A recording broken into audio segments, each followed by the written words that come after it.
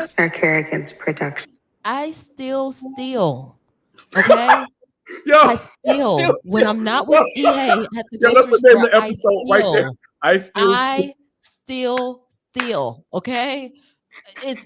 Until I stop stealing, I'm not there yet. Name of Uncle Poochie's podcast. 6 Feet Under. 6 Feet Under podcast. Good morning. Good morning, good evening, good afternoon. Whenever this message reaches you, listening to another video for the 6 Feet Under podcast. I am your 5'9" host with sophisticated ignorance, Uncle Poochie. And don't worry about Frank.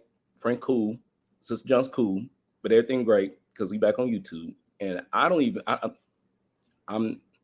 fanboying. I really am.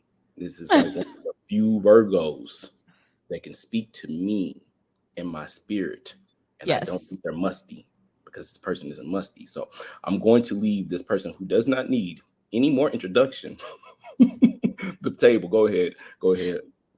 Hello, everybody listening to the 6 Feet Under podcast. I am Rez. You can see it down there, and I'm from the Textually Active podcast. If you listen to the 6 Feet Under podcast, you hear my voice in the intro. Okay, I'm her. I'm that girl. That's me. That's the lady. You know what? People for a long time thought that thought your voice wasn't real. They was out here hating on your boy Rez. They thought I made that all up. I mean, I was like, I edit the videos. Like, no, that's your voice. People like me. People like me. People allow me to use their voice. It's not just made up. Although I will say I did it. I was very excited before I even asked her. So I'm sorry I didn't clear the copyright. I didn't clear the sample with you, but I got you. I got your approval. Appreciate you. I was so flattered. I'm like, dang, people want to use my voice to do stuff. This is cool. Listen, I'm not gonna lie. I had a Tyler Perry crying moment once I heard you guys say my name on your podcast. And what's so funny about it was when you said it, that episode was from back like in December. And I remember I wanted to use it so bad. But at the time, I didn't know how to ask. It was one of those things. And then I came around, I just did it. And I was just like, I just hope she's proud of me. So thank you for being here, Rez. I really appreciate having you on the show. I'm like very honored to have you on. If y'all don't know, now you know, Rez is she is 1/3 of the Sexual Action podcast. Y'all hear me talk about them all the time. My boy Musty Boulevard, gang. He's on the show. I think we've had Musty on 3 times. He was on my first episode, gang. And then producer EA Green, my personal favorite, my Jay-Z to this Kanye, and happened to be your husband. That's your husband. My husband. But no, I wanted to bring Rez on because I think I've been listening to Rez's podcast for about 3 years. I've been listening, and to say that her show, the show that she's on, is going through a metamorphosis, is saying small potatoes, and to say that she as a person has not changed a lot is definitely not giving her roses. So I was like, yo, Rez, when you get off tour, because I know you be touring, you be out there, you be outside, you don't know where Rez at any time, Rez be in Miami, then Rez be in Delaware. Shout out to Delaware. I don't know what the fuck that is on the map. Shout out to Delaware. It's on the East Coast. It's right underneath of Philly, right near Maryland. It's over there. It's small. You might miss it if you move too fast. Gang. Whatever y'all black folks doing in Delaware, shout out to y'all, because when Rez said she was from Delaware, I said, I don't wear. No. And then she said, you said, what the fuck? What do they do there? But you know what that shit reminded me of, Rez? You remember Deliver from Eva? Yes. There was a scene in there when they was telling LL Cool J to like get up out, like he was like, move, just leave and go somewhere like where we can't find a map, like Connecticut. Delaware. Yeah, do you think Delaware. Eva was a Virgo? Oh yeah, she was. Oh my goodness. Yeah, all the way. Was. That energy was just Virgo. Musty. That's what it was. I ain't like stiff. It was very much stiff. It was needed because I think their parents died young, but damn, sis, light up. You gotta let up. At some point, you just have to let go. I resonate with Buddy's name, whoever the one that was dating Megan Good in that movie, when he said, I proposed to you and gave up my wild ways. And I said, yes, Lord. Hell of a lot. But the thing about Eva, though, is when she let her guard down, she got her feelings hurt. Well, I'd be kind of mad too if somebody left me for going for the win fabulous. I mean, you can't compete with them shoulders. And that's about as petty as I'm gonna get on that topic right there. But you can't. But Rez, thank you so very much for being on the show.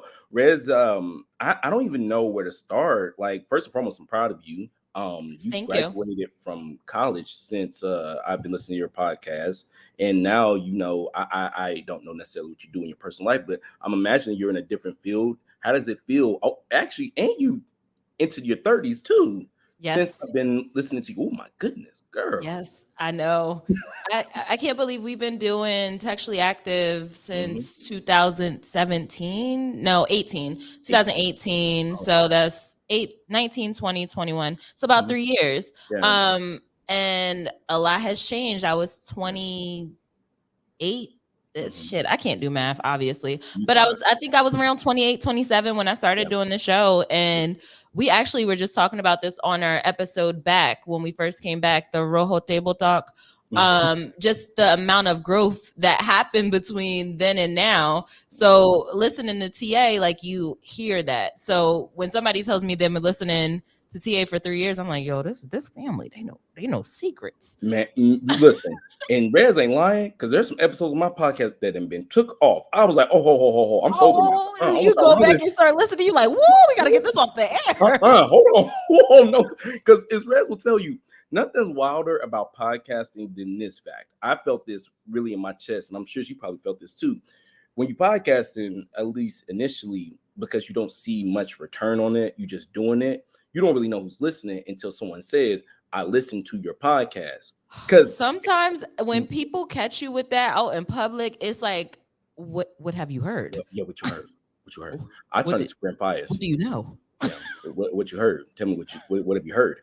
What was crazy to me is you said it, so you shouldn't necessarily be no. Sometimes, like when I was under the influence of Truly, them nights got crazy, and you could tell, like you could definitely tell, because there was a lot of "fuck it" in that voice in them episodes. If I can allow myself to reminisce on a fan moment, that was an episode where Meezy says something to you, and you go, "All right, bro, you ain't gonna keep trying me like this."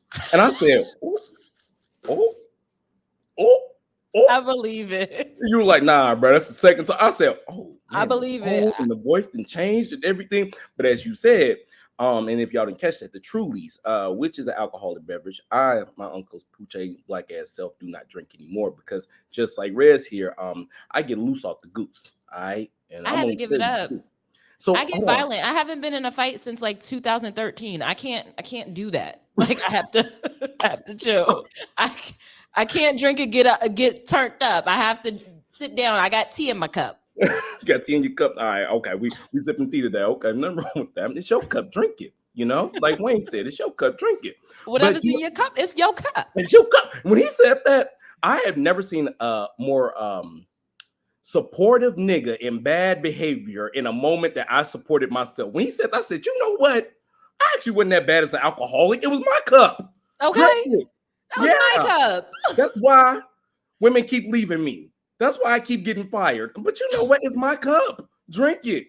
Thanks, Mr. Demaine Carter. Asshole. You saying something? No, that's accountability. It takes a lot of accountability to be able to say, you know what, this may not be right for me. It may and not. I think that was where I was coming around to. Yeah. And it wasn't like I did something super embarrassing or like I lost my job or anything. It was just like, I'm 30, I'm a wife now. Like I want to see change in my life. I want to make major changes. So in order for me to enact change in my life, I have to change some things about myself that are no longer serving me. And I feel like alcohol just wasn't serving me. I'm like, why am I drinking? Like, it doesn't even taste good. And when I say taste, I'm not talking about like alcohol is nasty, period. But when I had COVID in January, I lost like my senses. They still ain't that. Yeah. So wine don't even taste good. Beer don't even taste good. Mixed drink, it don't taste good to begin with. So I'm drinking it just to get drunk, and that's not fun. Like, okay, I'm drunk now. And then here's my biggest thing on this. And I listen, I don't mean this no shade because here's my thing. I love me this, but that weight that alcohol puts on your body and your face too, it like swells your face up. Everything. And so what was for me was and you know, congratulations for using the word that I think is the biggest portion, serves, because that's what people don't realize. The serving is what really makes a big deal, which is kind of ironic when you think about servings and alcohol and how it comes into play with words. But would you say, because you didn't have anything crazy happen, was your choice more based off of like your mental health, or more was it based off your physical health? Which one came first for you to be like, all right, this is not going to work for me? Because for me, I think it was my mental. Because my health, I didn't give a fuck about my physical health. My health, whatever. I think it was a combination of two things, not so much physical, but it was mental, and then it was also seeing the way that it was affecting people around me, specifically like my immediate family and how they handle alcohol, and how with them being older and them still being in this cycle of drinking, and it becomes a pattern from my mother, from my father, from my aunts and uncles, and just seeing the way that it affected my family in the past and the behaviors and lining things up with genetics. Like, dang, I am easily influenced, and I could easily turn into an addiction. And throughout my career of drinking, I started drinking when I was like 13. I was in middle school drinking. I used to come home and call them pissy drunk naps. I would just, like, my parents had, and I guess the statute of limitations is up, but they had the bar. And it was just like one of those cute bars, and I would come home. And this is probably thinking back, like, bitch, you've been depressed. You had depression for a while. If you're coming home from middle school and you want to drink so that you could take a pissy drunk nap, like, and so, and I don't mean to cut you off there, but yeah, that's even crazier, because the words you use right there with depression is really harsh. Because if you think about this, and I'm not saying this was your situation, but this is a lot of our situations. The year's 2003 or whatever the hell year this is, right? And you're 13 years old and you're a black kid, and right there by Chingy is playing. Your mom and daddy do not believe you when you say you depressed, as they just saw you do the whole chicken wing dance. Okay. What is depression? What the fuck are you talking about, kid? I depressed these dishes. I was just gonna say, depress these dishes. We've depressed that homework. Depressed that homework. Do you know your multiplications? And it's just like, on one hand, I feel them, because obviously I get what they were trying to say, but on the other hand, which this is a huge reason why I was even drawn into Textual Active, y'all. I've been telling you about this show forever. Was that the realism that Textual Active had this episode many moons ago. This is when y'all had 4 people. And y'all talked about how in your upbringing, you didn't really have the ability to voice how you felt about it. Like, it wasn't like, well, this don't feel comfortable. It was like, no, I don't really give a fuck what your comfort is. You don't believe in comfort, kid. And that was unfortunate, but as Textual Active put in perspective, this is why I love them. It's one thing to blame our parents in the past generation for what they didn't do for us. That's one thing we can do. But it's another thing to understand why they didn't do it. You see, I like to think that my father's inability to share what he did in the 80s with me isn't because my dad doesn't like to talk about his life or he don't want to talk to me. It's because nobody here to ask. You might ask my father, Keith Senior, how do you feel about that in 1985? Fuck no. How do you feel? Right. It's not an open space. Well, then it wasn't. Now, as you get older, your parents are more likely to tell you stories. But it's like, you asked, like, what led to not drinking anymore. So it was a combination of the family history, but then also the mental health history. And it took for me to get to this age right now to look back and have a moment of reflection and say, you might not be okay. Like, people don't just drink the way that you drink. Like, people actually take the time to feel the feelings that they're feeling. And I was using alcohol to just numb, like, feelings. So I wasn't able to open up on my podcast, wasn't able to open up to my friends. People see me as closed off. I don't talk about everything. And then it would be moments where I just, hold everything up and I'm just like breaking down crying. So you have that paired with the history of, like, your family, your dad not opening up, your mom not being available to listen, and all those other things. And you just continue on those habits. But like you say, you can't blame your parents for that. Once you get to a certain age, I'm 30 now, you have to deal with some shit. Like, you have to take accountability and start making a change for yourself. When I hit rock bottom and I was doing dastardly things to my body that I never thought I would do, I remember I had this moment when I started crying, and I remember for the first time I cried because I had nobody to blame but myself. Like I remember I was sitting, I was living with someone at the time. We weren't fucking getting along, whatever. And I was like sitting in the bathroom, and I remember I fucking stubbed my toe. Oh, girl, I hit my baby toe, Whew. and it hurt so bad. And I sat there and I looked up, and I just looked up at the ceiling, and I remember thinking, I don't want to be here anymore. And it was just like, but I didn't mean like in the sense of like dying. I just meant I didn't want to be like in this feeling anymore. And I thought about my whole life at that point. I was 26. And I remember thinking like, yo, this is my fault. And at that point, I started navigating this whole plan on how I was going to get my life together. And oh man, at 29 now, it has been one hell of the 3 years I've been listening to you guys. Because if I can be honest, and again, I've talked about this multiple times on my show, one of the reasons why I love Textual Active, and I wrote a review on this. I feel like a white woman when I did a review.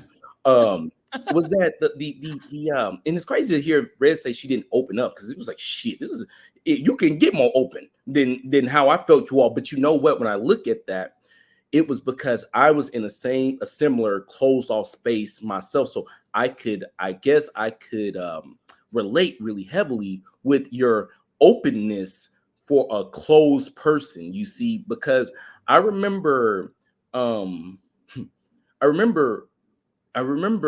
I knew I had just lost it, someone I was dating looked at me and said, I just can't depend on you. Damn. That hurts. That really hurts. And I just looked and I was like, huh? You know, because I'm drunk when she's telling me this. And right. She's like, I just can't depend on you. And it wasn't until maybe months later when I got clean and I started thinking about like how she must have felt. Like, how many times had I let this girl down?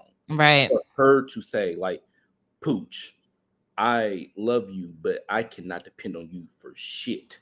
And you know, I guess for me, because like I said, I didn't care about my fucking health. I could care less. I was very much a RN, and they're definitely in a registered nurse.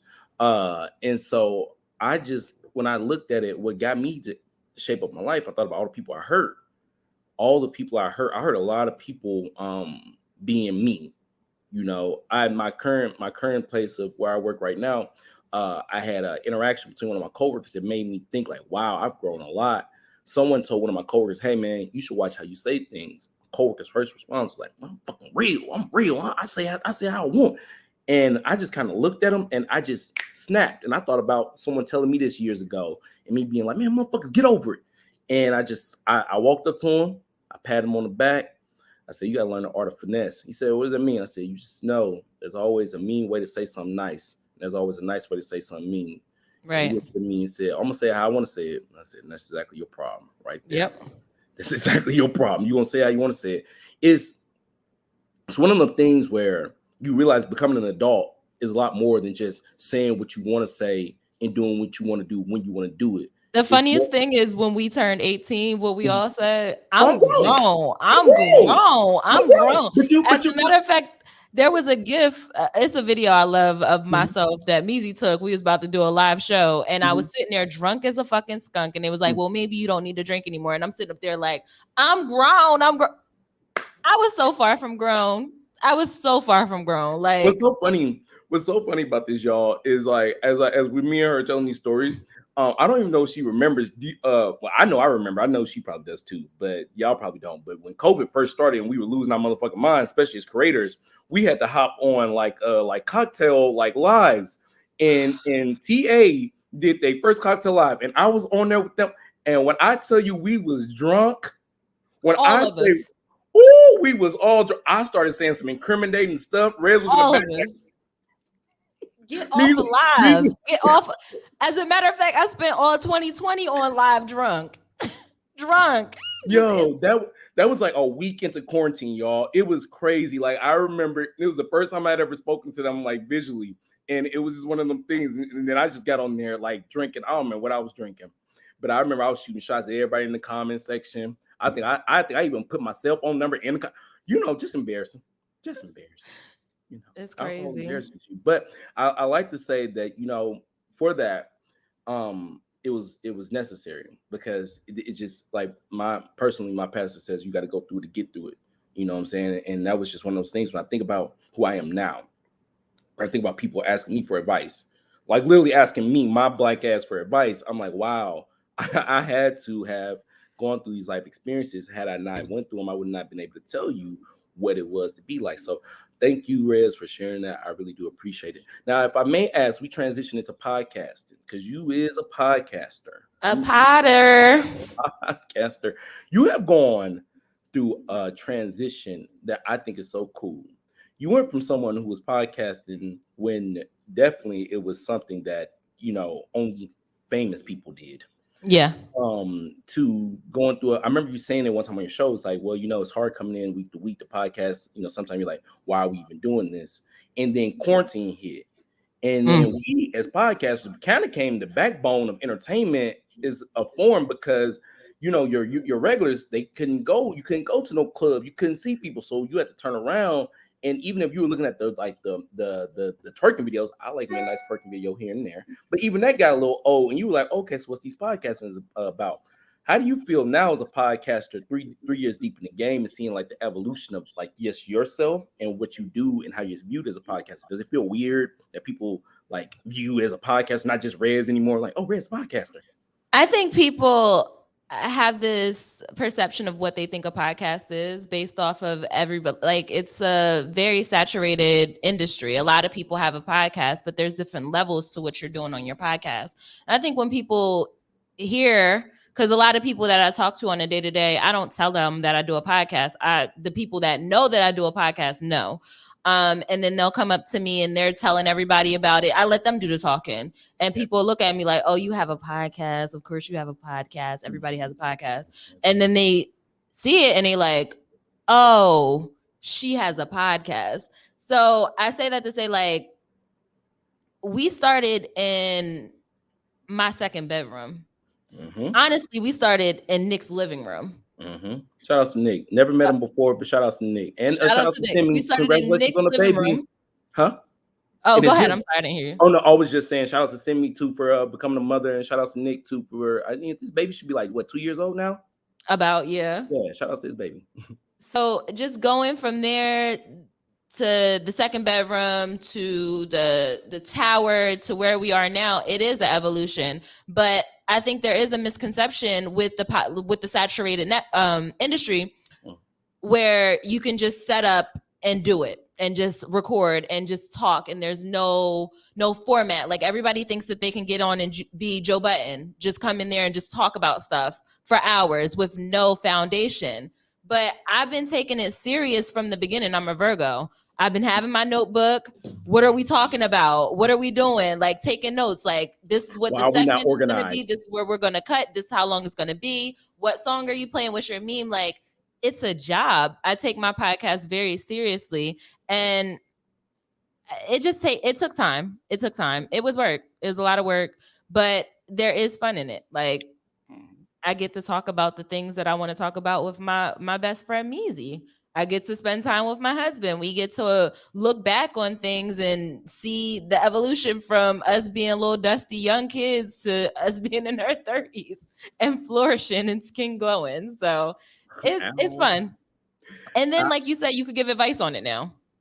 You know, what's crazy to me though is like because shout outs to your husband, EA Green. That's my man. I remember when I first started podcasting, straight up, what was so funny to me was I had no idea what the fuck I was doing. So all I did was copy this show. That's it. I have that DM where you sent it on Twitter and Really? You were like, you literally said, hey, can you help us? Like, can you help me? And Eric, he jumped in the DM. He's like, yeah, actually, I can help you. Just send me a message on Instagram. It's easier.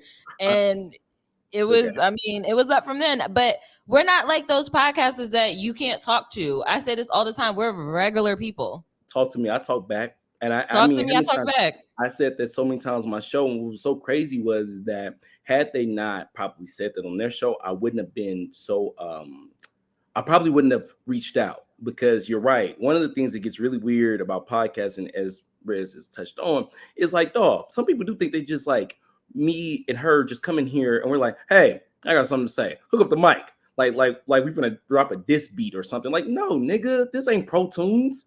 You You gotta put No, work it's into not. this. Like, It's not a session for you to just spitball and just talk about everything. When you go into making an episode, you need to say, this is what I want to talk about. This is what's on my heart. This is what I want my audience to get from it. And then, bring it back around and give advice. Like, I don't want people to come in and listen to my podcast and be like, damn, this bitch needs to see a therapist. I want her to come in and say, oh my gosh, she got through that. Meezy got through this. I can get through it too. yeah. And may I say, I like I said, y'all, I'm a fanboy because Rez, like, you just don't know. You just don't know. You just don't know. I mean, if I can be very very vulnerable for about 10 seconds, this show, Textual Active, in some ways definitely helped save my life. I was, obviously, everyone listening to my show, if you listened to this before, I was very, very much deep into different things that I was not proud of prior to podcasting. And my podcast only began because I wanted to talk about what I was doing. Unbeknownst to many of you, attempted suicide. I obviously didn't succeed. Attempted 3 times, but obviously that's a whole nother story for another day. I'm so But sorry about that. I'm man, glad you're life, still here with us. Like, I life, can't life, imagine how tough that had to be man. to get through, but Hey, it's so great to see you on the other side of this. what's so crazy about that, and I appreciate you, is that I didn't even know I was attempting suicide when I was doing it. I was just ODing on accident. Like, I was so far gone on what I was doing with my life that every time I came back, I would kind of just be like, oh wow, that was rough. Oof, can't believe it. And then when I got sober, I looked back and I was like, yo, because in situations like that, there's always like a split second when you say, I don't give a fuck anymore, and you just kind of go with the wind. And it's just at that moment is when you've lost all hope. And so Texture Active gave me hope because one day I was listening and E told a story about how he did not go to school for this. He said, I didn't go to school for this. He said, I just, I was doing this thing in my life. I was working, and then I decided I liked this, and I just kept doing it. And as a Black man at the time, I felt so stuck. I was who I was. And at that point in my life, I felt I was going to die who I was. And for E to say, no, I decided to switch things up. Not in my life. I would have never assumed. So it was like one of these things where, like, I clinged on to like everything you said, everything y'all said. I mean, hell, Meezy could probably show the DMs. I had DM'd Meezy back in like 2018. And I told him, and this is before I even followed him, I found him and I said, hey, I really like what you said on this episode. It was really, really good. And I feel you, man. Keep it up. Because at one point I felt Meezy's energy was like nobody fucking knows or nobody fucking cares. And it hurt me to feel the same way. So it's like kind of crazy how we bonded over trauma. But at the same time, I thought we were having so much fun. I felt like we were having so much fun. I don't feel that way today. No, it's things that you do to cope with the feelings that you're feeling. When you are in that dark space, it's just so many voices telling you different things. It's you hear your voice, you hear other people's voice, and then all of those voices sometimes aren't saying the nicest things. So to be able to turn on something that's a distraction and you hear people going through the same thing, they're voicing their opinion in a way where you don't have to hear the voices in your head for a moment. And I really appreciate you saying that, because just doing this and listening to other shows, I have that same feeling. So I know exactly what you're talking about. Just being able to relate on that level. And I'm glad that we were able to provide a space for you to come to not only listen, but to talk to us and, be responsive. Because there are some people who could just brush you off and be like, yo, this dude is being weird. And imagine if we were like that and the next episode, we talking about you like, dang, he copying, like, woo, it would have it could have went bad. So I say that to say, like, you got to be gentle with people. You never know what people are going through. Most definitely, because I tell you this, I mean, I don't care now, but at the time I wasn't proud of it. If anybody listens to my show who's listening right now knows I graduated from a public Ivy League institution, which again, I tell people all the time, all that means I got a fancy piece of paper and I got to pay a lot of money back to pay that motherfucker down, okay? Because I ain't put that shit to work yet, all right? Yep. But anyways, as a person who graduated from a public Ivy League institution, when I met Textually Active Podcast, guess what I was doing for a living? I worked at a fucking shoe department. It was basically Players Club. I mean, legitimately. I was listening to you all to get through the day because I was a stalker. So I would be stocking these motherfucking shoes at this shoe department. And I remember listening and thinking like it was a healing thing to come down and to listen. And what got me was if they can come back every week and they have problems, then I can get up. And that's what I would tell myself. I was like, I can get up. Because it was hard. It would be so hard to get up and know, like, oh shit, I hope nobody see me at this department store. Like, oh shit, like I done fell off. Like, oh shit, I done gained some weight. Oh shit, my hairline's receding. It was just a bad time in my life. And so, like, what kept me going was the fact that I was like, okay, these people are doing it. Fuck it. Like, goddamn it, so can I? Like, and I don't even know y'all. I don't even know y'all personally. Like, I'm already It's so funny because when we first started T, I had just moved to North Carolina. I didn't finish my first attempt at college, and I was a student going to adult student going to university at WSSU or Big Ram, and just working as a server. I think I worked at odd jobs too, and I still didn't feel like fully confident because I knew that it was things that I was going through. So that's funny that you say that you were working those situations because Meezy wasn't happy with his job. None of us were happy with our jobs, but we were getting through. That was the very first episode that made me reach out to Meezy because he said how much he hated his job. And I thought I was the only motherfucker who really, because at that point in my life, there's everybody who's going through their 20s has felt this now. There's like your early 20s when everybody ready to turn up, you're 21, 22, in like the best shape of your life, whatever, and then you hit the mid 20 woes. And one or two things gonna happen in your mid 20s. Either you finna elevate or you finna deflate. And boy, I combusted on the fucking scene. All right. And so I wasn't at a happy point, but it seemed like other people were happy. But you know what? At the time, Rez, I'm not gonna hold you. I was really looking through social media lenses, looking through whatever people had going on. So at the time, you go to these events. You don't even want to go to events because it's just like, oh, so what you got going on? Oh, I'm working in the shoot department. Motherfucker, didn't you graduate from that school? Yeah. You working at a shoe department?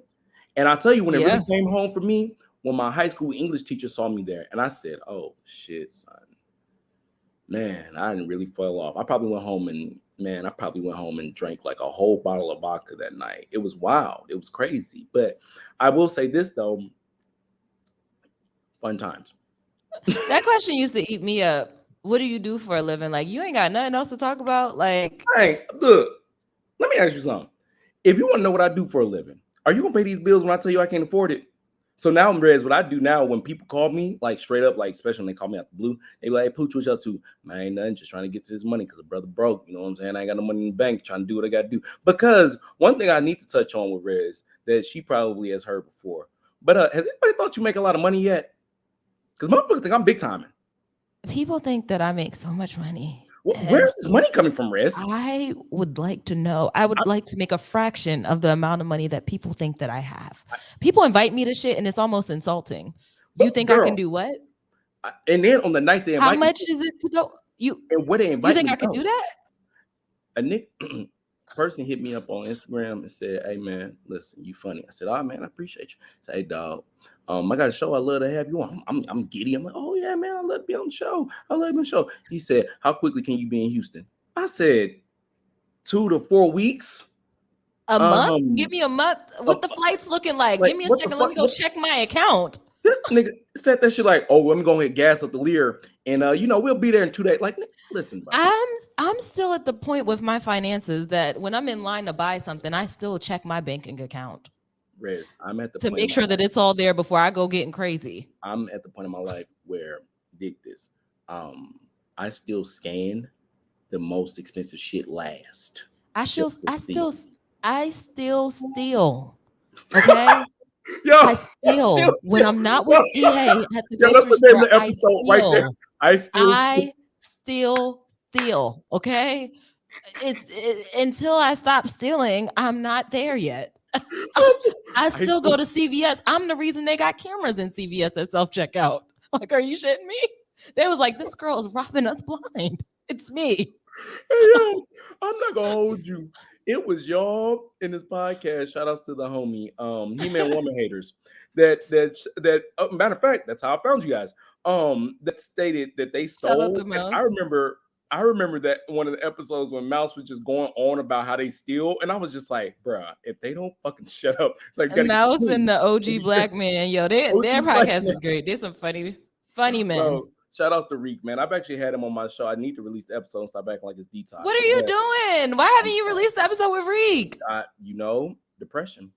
I understand. Depression. I And honestly, understand. actually, if anything, I'm probably going to, if Reek, if you ever hear this, I'm probably going to have to redo that episode because you want to talk about fanboying. Now, that was some fanboying for your ass. Listen, that's so funny that you like your one word was depression. I'm like, shit. Depression. It's okay. It is what it is. You got, I mean, it's Well, heavy. the funniest thing about it was that Reek and I, when we did that episode, it was literally at the beginning of the year, and we talked about how we saw the year going. And I was so happy when I did the episode with him.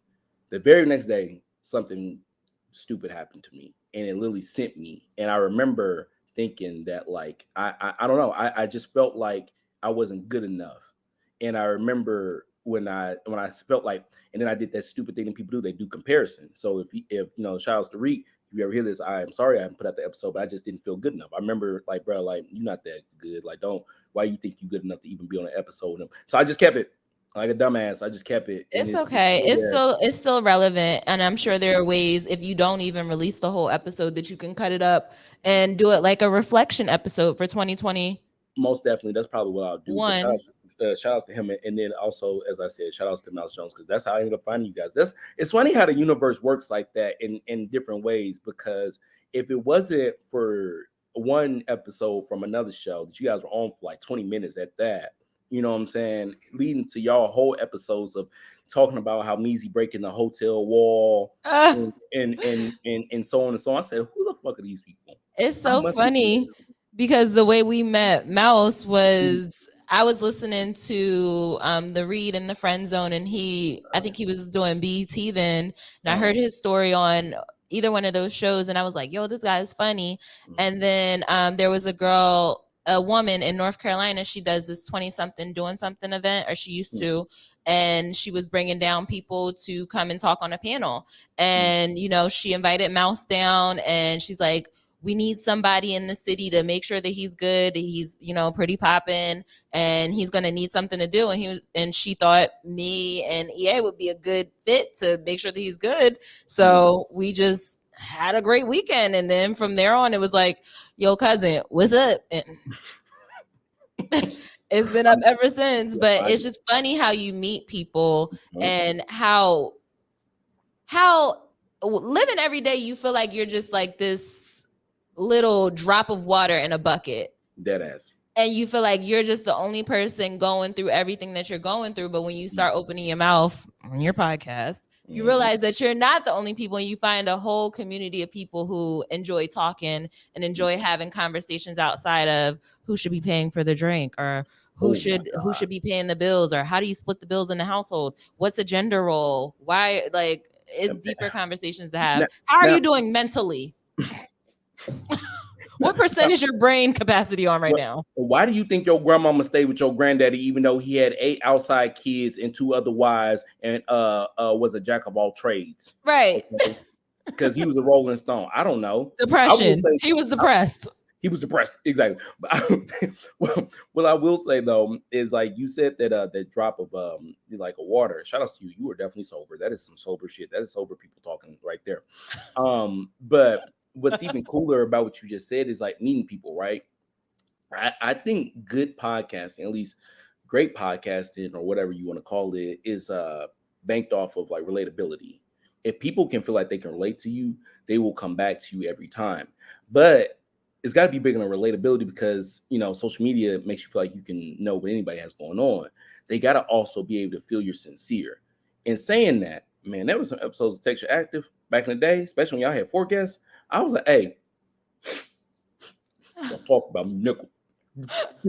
Nerve, nickels. I'll get on my nerves. How y'all know? How y'all know? Like, I felt, bro, I'm not gonna lie. There were some days I had to turn the music down a little bit. I feel attacked. This is not okay. Are there microphones in here? Man, listen. And what was so crazy, I kid you guys not, and I don't say this to like to flex. I was like I was like following Texas Active without following them. And then one day they followed me, and I said, oh my God, y'all followed me? the page followed me. Y'all probably had like 100 followers at the fucking time, anyways. Yeah, And I was the one that did it. I was working. Let me tell you how I built my Instagram and or sexually active Instagram in 3 months, and my own too.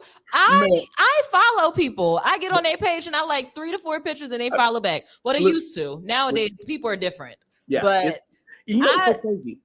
that's how I took it to the next level. I would go on, a podcast that we've been on, go through their followers, click on a couple people, like their pictures, follow them, give them a couple days. If they follow back, keep them on. If they don't, unfollow. But that's how I grew it. And that's how, and leave a comment too. Shit, go crazy. Listen. And what's so crazy is foundation she ain't lying about, because after you all followed me, I was like, oh my goodness, this page followed me. Again, maybe had 100 followers. Didn't fucking matter to me. I listened to the show. So it was like, to me, I felt real. And I'll tell you what, although I kind of slowed down because life is life now and I got different things going on, I got the concept of making 3 episodes a week from OG Black Man because he did it like that. But then I got the concept of coming back at the same time after I heard Red say, she was like, what time we posting and what time we doing this? And when I realized like you guys had pretty much taken over a day, I was like, whoa, I'm actually literally waiting for Tuesday. I can tell you what today is based off if Texture Active drop. So it's like literally sometimes in the week, I'm like, what's today? Texture Active ain't drop. Okay, it's Monday or it's Sunday, or Texture Active put out a new episode. It must be this time of day. And it was so funny because this is when y'all really took over my brain. This is how I knew you guys had it. When Toxic by Britney Spears became the Texture Active song to me, I said, oh, these niggas got it. They got it. They got something there. They got something there. And it's just one of those things where you got to listen. I mean, granted, I didn't mean to do this, but to turn it back to what I was talking about with my coworker that one time is listening. Like I hit up E probably like, I don't know, like up 10 times. Like, and it was like the most Vegas shit. I would just be like, hey, EA, what type of mics y'all use? These mics. Okay, hey, EA, when do y'all do this these days? Oh, okay. And it just like ran with it. But if it wasn't just listening, it was understanding that like people before you have some understanding of something, you should probably listen. Because the last thing we get into about podcasting is this, and I'm sure you probably find this annoying. I want to be on podcasts like yours. I want podcasts like yours. Rez, I get podcasts like yours. Well, do you listen to podcasts? Have you listened to my podcast? No, I don't even like listening to podcasts. All right. Well, I don't know what to tell you. You have to study whatever you're going to get into. Yeah. And you call it copying. I call it taking notes. Like you're taking notes to see what works and what doesn't work. If you're not listening to podcasts, how are you supposed to know like what people expect to hear when they go in and listen to your podcast? Like people don't want to just hear you rambling. No. And I'll give you your flowers too. It takes a lot to do a podcast by yourself. You know, I used to think that wasn't that big of a deal until other podcasters told me that. And then I kind of sat with myself and I went through a little bit of a dry spell at one point. And I was like, wow, is this what people mean? Like, I'm literally just doing this by myself. So it's just like me versus me doing this by myself. But I mean, I give you guys bigger ups because honestly, I have, unbeknownst to most people, I have actually tried to do a podcast with somebody else. It didn't work. I ain't had time for that. See, I'm what you call of the Mamba method. And you call it being a Virgo. I call it the Mamba method. And that's if you don't do what the fuck you need to do let me bring it back. That's therapy. When we said we gonna do it, then why the fuck are we not doing it? And then I get really upset. And then, everybody they don't really want to deal with me. Shout out to my gang, SMG, Sarcastic Network. I love my people. My people love me. But they know sometimes when I say we gonna do something, and we ain't doing it, I'm gonna hold you to that. I'm gonna hold you to it, or I'm gonna Magic Johnson. I wrote it down. I put it in my calendar. Here much longer. We gonna do something. Yeah. And so no, shout outs to you all because I've thought about that a couple of times. And I said it on an episode with Meezy. I said, Meezy, what does it feel like doing a show? This is before you and you were married, but obviously you guys been together for up 10 times. Up 10 years or whatever. And I said, dog, does it feel like they're like kind of ganging up on you, but not like in the sense of like being mean? It was more like, yo, Meezy, like, please, can we do this? And he kind of explained it. And I thought, I don't know if I want to do that. I don't know if I want to deal with that. That was so funny, though, because the way he explained it was right. He was like, well, they'll talk to Rez and E will talk about it together first, and then they'll come to me, and Rez and already convinced E, so now they trying to convince me, and it's different because it's a different dynamic because we live together, obviously, and Measy, so we're most times catching him up to speed because he's not a good texter. So whenever we see him, it's like, hey, so when we're doing this, we need to do it like this because I thought about it, and he's like, man, that's dumb as hell. Then he's like, well, what if we do it like this? And then, like, in some fashions, he just go ahead and does it anyways, or whatever it may be. And no, he's not going to do anything he doesn't want to do. No. No. He's not. But he's good with compromising and saying, all right, well, I don't want to do it like that, but I think it would make more sense to do it like this. And then we just meet in the middle.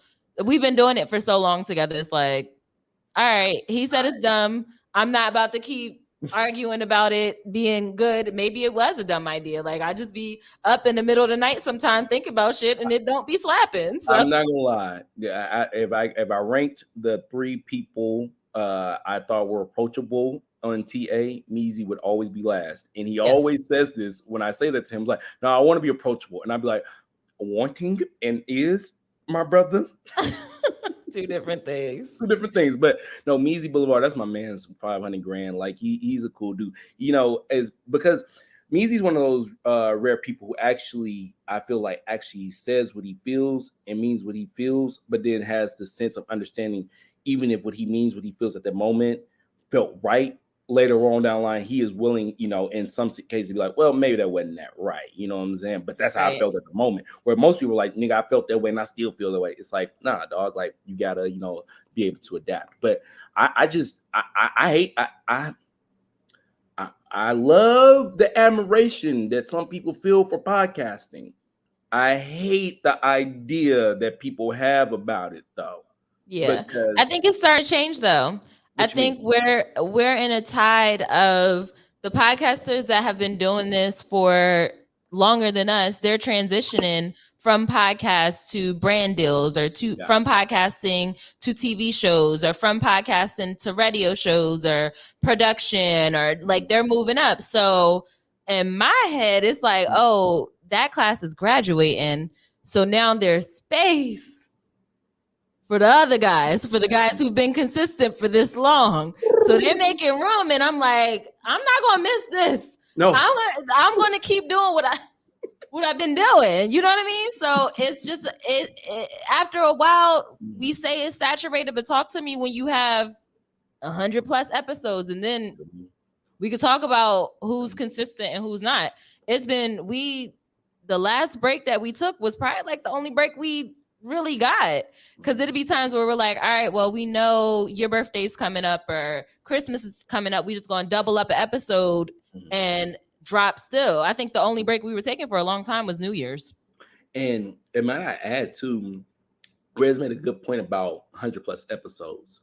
Now, I didn't think about this because at one point my podcast was strictly therapy. I had to do it to keep me from being on things I didn't want to be on. So it was just one of those things that what I had to do to survive. But once it got to a point where it became a brand, and Rez will definitely vouch for me on this, once your podcast becomes a brand, it takes on a whole different life. Mm-hmm. Once you hear someone say for the first time something you said on the show, like I remember the first time I heard someone say, first time I heard someone call me sophisticated ignorant, I was like, yes. See how thugs cry. It's just a cool thing, but then I will say it gets scary, Rez, because you got to start walking that thin line of understanding that you are still, Rez, but then now in the eyes of what you want to be, you can't be Rez. You know what I'm saying? And it's just like, for me now, I'm like, wow, I really can't just go on the deep end and just start, I don't know, going on Twitter rants and just saying the most reckless shit outside of my mouth anymore. I may be really fucking up a bag, because you're not lying. There are a lot of OGs of the podcasting world who are now they've trendsetter. They've gone somewhere else, which only opens up doors for people like you and I who have been inconsistent in this. To which I ain't gonna hold you, Rez. I feel a little slight back then. Mike Jones playing in my head, and every time I get up in the morning, sometimes I'm like, oh, this is crazy. Right, right. Thought I was silly, and I was just a person sitting there getting drunk on the phone. And I didn't want to say, I want to be on the show. Shut up, nigga. Can't be on my show. Exactly. Right. It's like you, but then also on top of that, with your brand, you're still battling with yourself with the imposter syndrome that you're feeling. It's like, dang, my podcast is reaching new levels, but I still feel like I'm in the same place. And you have to do exercises with yourself to get that out of your head. Because as average as you think you are, there are people listening. Somebody's listening. Even if it was one person listening, somebody listening. And somebody is on the other side of whatever you're saying, like, yeah. And the moment you feel like giving up, you getting them DMs, yo, what you said this episode, I really relate to, or, you know, I didn't know that you could get through this by doing that. And it just keeps you going but you can't depend on that validation because it may not come every week. It may not come every month. Can I be real with you? Yeah. I remember I didn't get a recognition on my podcast for about 4 months. And realistically, probably would have went longer than that had I not pulled the trigger and sent you guys an episode. When I the first time it was and I haven't done this in so long, I should get back on it. It was For Us By Us. And I wanted to show love to the people who I felt like did great. And I remember when Meezy retweeted my podcast for the first time, girl, I went outside and cried. You'd have thought I got drafted. You'd have thought I got drafted number 1 overall. I was just so happy that somebody else was listening. Because at the time, even if you see the number ticking, it doesn't even feel real until someone says something to you about it. Because people will listen in silent and not say anything until the episode don't drop. And then they're like, yo, what's up? Where's that? Or people will listen and they won't repost it. Everybody's not posting it to their story. Mm-hmm. Some people, you remember when everybody didn't want to say that they was listening to Wiz Khalifa because they felt like it was like an underground thing and they don't want people to know about, because if it gets too hot, then now it's not hot anymore. I'll tell you a short story real quickly, and I'll agree with you right there. Yesterday or 2 days ago, at my place of employment, a young man came in wearing an Outkast sweatshirt. Okay. I said, I like your sweatshirt, man. And then because of the job I do, I knew how old he was. And he goes, yeah, man, I love Andre 3000. I go, yeah, man, Outkast is dope. He goes, you listen to this type of music? I said, young man, I was alive when that album came out. You were not. And you go, oh, yeah, I guess. And I'm like, fuck. Yeah, so I remember when Wiz Khalifa, Big Sean, Wale, J. Cole. I remember when all these people, actually, I seen most of those guys for like $40. And I remember when they were all underground and people did not want to talk about them. And it was this like weird era right when Instagram had first got started where you were like, cool, kind of how Meezy is with deep cuts. And it was like you were the deep cut man on niggas ain't got my music. And I used to think it was so dope because the music was good. But why the fuck, if I'm that good, why y'all keep me a secret? I will tell you this. I want to be overpaid. Okay. I ain't trying to die underrated. I don't give a fuck what Mr. Carter said. No, overpay me. All right. In this lifetime, I'm trying to get overrate me too. Hell, overrate and overpay. Overrate and overpay me. Baby. I'll be overrated all day. Overrate me, baby. I mean, I almost said my government name. I mean, shit the pooch. All right, shit. Okay. That's what I mean. But then they be like, "Oh, she changed." You're damn right, I changed. Let me tell you something. The day y'all see me and the hairline's back, it's over. Don't say that. It's over. Ain't that but a word. Once the hairline. Pooch, we got to get you on Sexually Active. Listen, don't make me cry. I won't listen. You know what's funny is what was crazy was I actually really, really wanted to reach out to y'all about coming on there right before the pandemic started. Because I remember I had just went to New York. And that's when I actually met Reek in New York. I went to this party and everything was cool. And I was like, damn, I want to come on your show. And I remember we were drunk on live. And I said, hey, yo, let me come on the show. And he said, when COVID's over with, I don't know how soon we're going to be able to see Uncle Pooch. And now we're 2 years deep into it. And I would love to come on anytime, brother. And absolutely. I think we could probably I don't know. I don't want to speak for what we do, but we'll figure it out. We got it. We'll figure it out. Don't say it on air. You're gonna just break my heart. You're gonna make like Right. you're gonna be like me in Reek's episode. It's gonna be like Detox. This nigga probably Yeah, you can't start making promises on air because people be like, 57 minutes in, she said, you know, because that they could and we could. And let me tell y'all something. If I don't get on your show and I see y'all on MTV, I'm hating. Right. Yeah. So you just got on and you didn't want to put me on the show? No, I'm just kidding. Rez, thank you so very much for being on. As far as everything goes, if you had like one piece of advice to give like just someone who wanted to even just be a creator, not just a podcaster, because at this point you're more than a podcaster, you're a content creator. What would be your one piece of advice to give to someone who wants to be a content creator? I would say study what you want to do. You can't just assume this is how people do it. You have to be educated on the things that you're going to do, because when it gets to the nitty gritty and you're trying to figure out why something ain't working, you would know if you did the research. Do the research. Google is out there. Spend some time perfecting your craft the same way people tell you to go to school to be a teacher.